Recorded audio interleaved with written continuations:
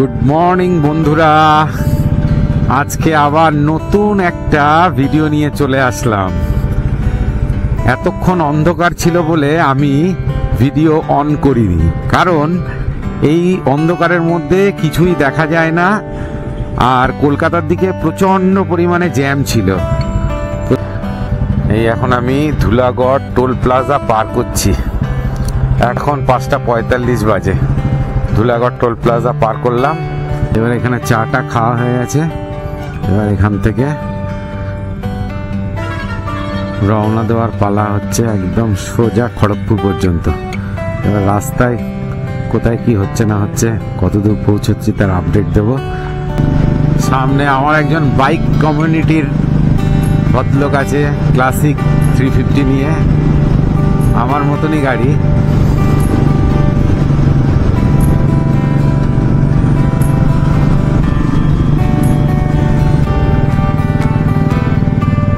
বেশ অনেকটা রাস্তা চলে আসার পর একটু ফাঁকা ফাঁকা দেখা যাচ্ছে বাবা। এই উলুবেড়িয়া জেনারেল হসপিটাল,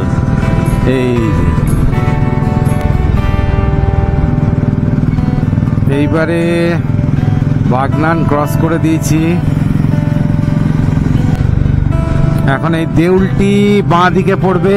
আমরা চলে এসেছি দেউলটি, যেখানে শরৎচন্দ্র চট্টোপাধ্যায়ের বাড়ি।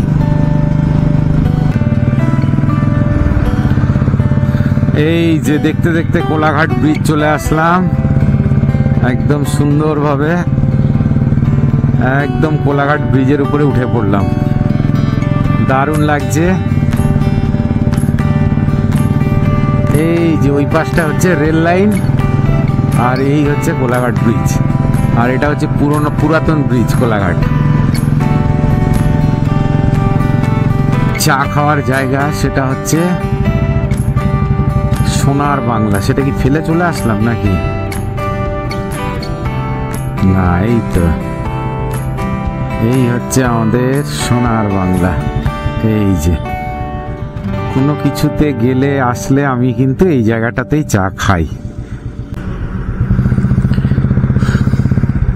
কোলাঘাটে শেরি পাঞ্জাবের উল্টো দিকে সোনার বাংলা।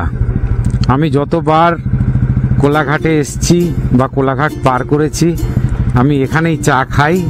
এখানে এক কাপ চা খেলাম, খেয়ে এইবারে সোজা খড়গপুরের দিকে এই রাস্তা ধরে নিলাম। এই হচ্ছে আমাদের ন্যাশনাল হাইওয়ে টুয়ার্ডস খড়গপুর। বাঁ দিকের রাস্তাটা চলে গেছে হলদিয়া, নন্দকুমার। ঠিক এই বাঁ দিকের এই রাস্তাটা, এটা দিয়ে সোজা এদিকে গেলে এটা হচ্ছে দীঘা যাওয়ার রাস্তা। বহুবার আমরা এই রাস্তা দিয়ে যাতায়াত করেছি। আজকের ডেস্টিনেশন আবার সোজা এখান থেকে খড়গপুর।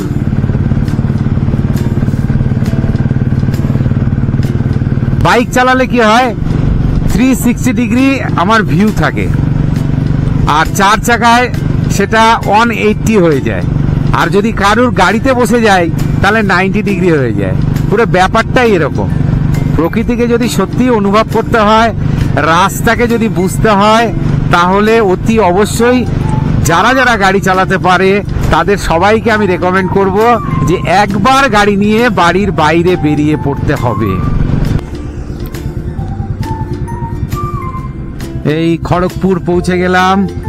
বাঁ দিকের রাস্তাটা দিয়ে গেলে খড়গপুর সিটির দিকে চলে যাবে। আমরা আস্তে আস্তে করে ব্রিজের ওপরে উঠব। এই ব্রিজের ওপর থেকে আমরা সোজা চলে যাব চেন্নাই রোড ধরবো, মানে যেটা হচ্ছে পুরী যাওয়ার রাস্তা। কি মজা! খড়গপুর পৌঁছে গেলাম। এখন এইবারে আমরা বাঁ দিকের রাউন্ড খেয়ে সোজা আমরা বালেশ্বর জলেশ্বরের রাস্তাটা ধরে নেব আরামসে। দারুণ দারুণ দারুণ। আমার বাড়ি থেকে খড়গপুর আসতে পাক্কা 4 ঘন্টা সময় লাগলো। আজকের এই ভিডিওটা আপনারা সবাই পুরোটা দেখবেন, পুরোটা দেখলে ভিডিওটা কেমন হয়েছে না হয়েছে আমাকে কমেন্ট করে জানাতে হবে। যারা আমার এই চ্যানেলে নতুন তারা অতি অবশ্যই চ্যানেলটিকে সাবস্ক্রাইব করে নেবেন আর লাইক করবেন, বন্ধুবান্ধবদের সঙ্গে শেয়ার করবেন, আর নতুন নতুন ভিডিওর আপডেট পাওয়ার জন্য বেল আইকনটা প্রেস করবেন। সবার কাছে রিকোয়েস্ট থাকলো যে একটু আমাকে মোটিভেট তো করুন, নতুন নতুন ভিডিও তৈরি করার আরও আমার যেন মোটিভেশনটা বাড়ে। আজকের ভিডিওটা পুরো দেখলে বোঝা যাবে যে আমি আমার ডেস্টিনেশন কত দূর আর কীরকম ভাবে পৌঁছানোর চেষ্টা করছি। এই যে এসে গেলাম 4র্থ নম্বর টোল গেট। এখান থেকে বেলদা আর 20 কিলোমিটার বাকি আছে। একদম বাঁ দিক দিয়ে চলে যাব। সবচেয়ে মজার জার্নি আমাদের। সময়ের সঙ্গে প্রকৃতি আস্তে আস্তে কেমন চেঞ্জ হতে রয়েছে জায়গা বিশেষে।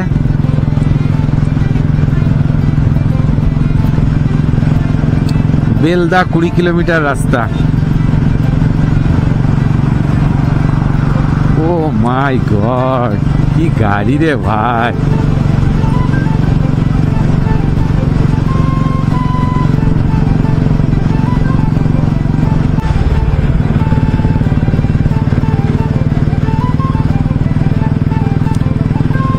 বেলদা যাওয়ার আগে, উড়িষ্যা ঢোকার আগে আর কি, এই রাস্তাটা এত চওড়া আর পুরোটাই সিমেন্টিং করা, দেখে মনে হবে যেন এর মধ্যে পুরো প্লেনের রানওয়ে।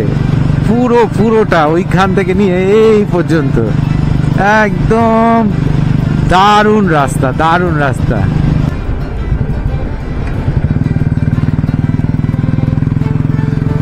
NH16 বালেশ্বর 59, ভুবনেশ্বর 258, পারাদ্বীপ দেখতে পেলাম না ওটা।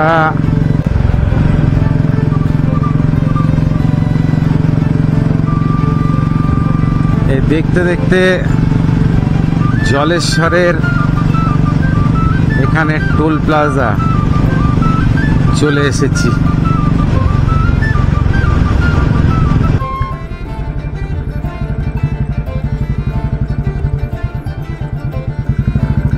লক্ষ্মীনারায়ণ রোড, জলেশ্বর।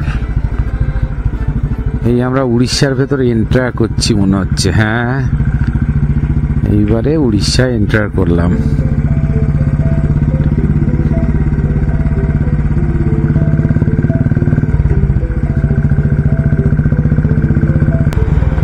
সামনের জায়গাটা হচ্ছে হলদিপোতা।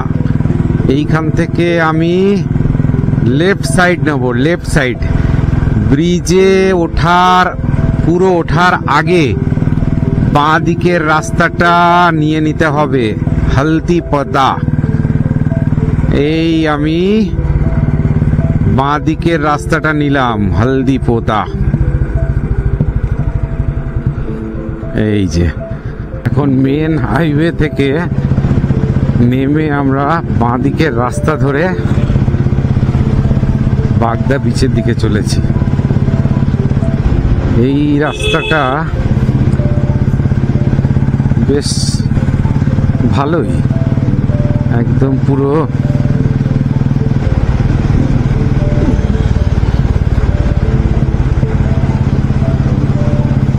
সিমেন্ট দিয়ে বাঁধানো পুরো রাস্তাটাই। আর এই রাস্তাটা সোজা চলে গেছে একদম সমুদ্রের পাড় পর্যন্ত। যাক, এর আগে কখনো আসিনি, এই প্রথম আসা, প্রথম অভিজ্ঞতা।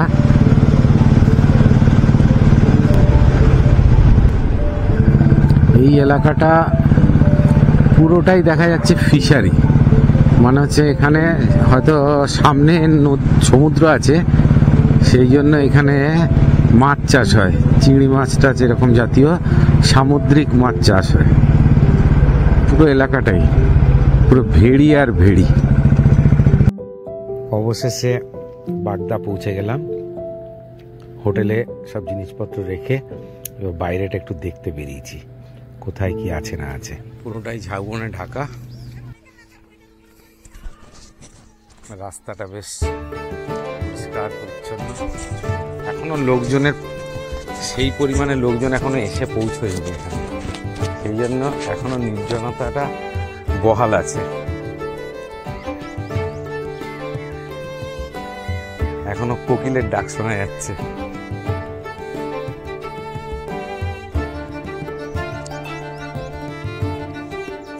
এখানে একটা নতুন জিনিস দেখলাম, সেটা হচ্ছে উট।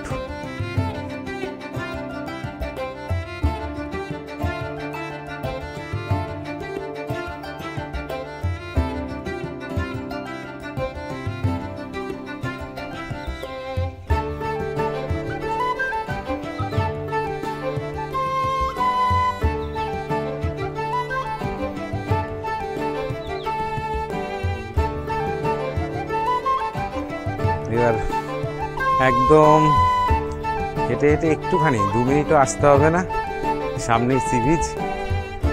খুব সুন্দর, একদম বেশ বড় বড় ঢেউ আছে, জল পুরো নীল,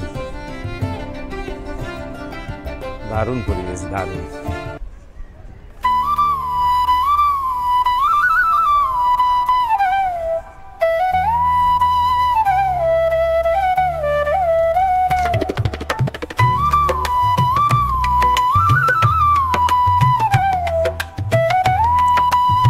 মানুষ এখানে স্নান করছে, দারুণ।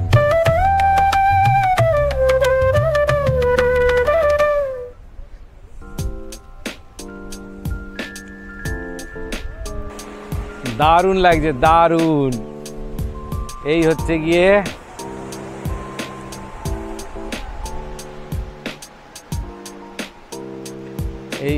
গিয়ে আমাদের বাগদা বিচ। বাগদা বিচের লোকজন তেমন কেউ নেই, বেশ ফাঁকা ফাঁকা, পরিষ্কার পরিচ্ছন্ন, দেখতে খুবই ভালো। উইকেন্ডে একদিন ঘুরে যাওয়ার জন্য যথেষ্ট সুন্দর জায়গা, ভালো। আর যে একেবারে ঢেউ নেই বললে হবে না, ঢেউ ভালোই রয়েছে, ভালো ঢেউ আছে। মজাটা নিজের কাছে, যে যেরকমভাবে করে উঠতে পারে। পুরো এই দিকটা পুরো ঝাউবন, পুরো ঝাউবন, পুরো ঝাউবন, পুরো। আর এই হচ্ছে সমুদ্র, একদম পুরো ফুল ফ্লেজেড সমুদ্র। আমরা ওই 11:30টার দিকে এখানে পৌঁছালাম। এখানটা বেশ সুন্দর, ভালোই লাগছে। এমনি টুকটাক 2-1জন লোকজন আছে, সেরকম বলতে কেউ নেই। আর আমাদের টিম ওই যে এতটা পথ এসে সমুদ্রের দেখা মিলবে না, এটা তো হয় না, সেই জন্য চলে আসলাম। ঢেউও ভালো আছে, ভালোই ঢেউ আছে।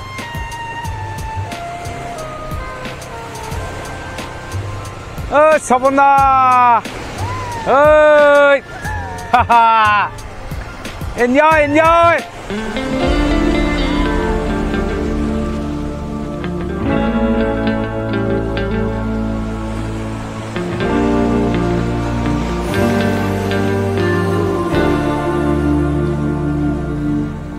There's a beauty in the way you're worn and the sharpness of your thorns.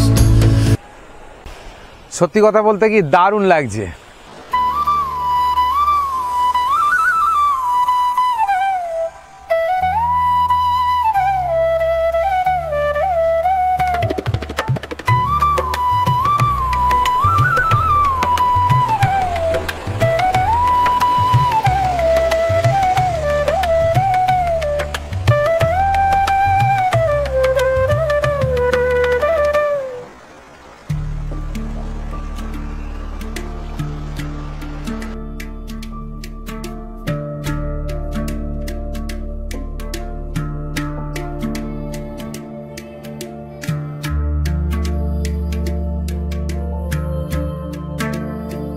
দারুণ দারুণ দারুণ সুন্দর।